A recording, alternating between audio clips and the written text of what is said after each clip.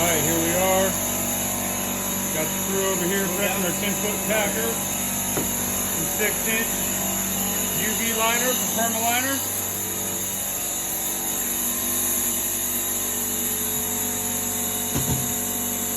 Capelli plumbing, saving the day again.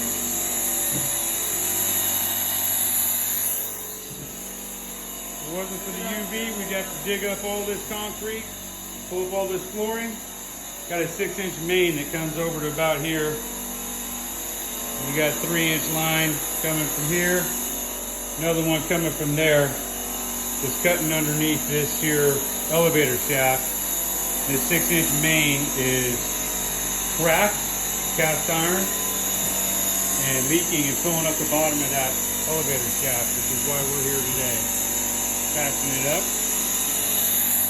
Sending our packer up through our clean out down in this pit. Getting it done.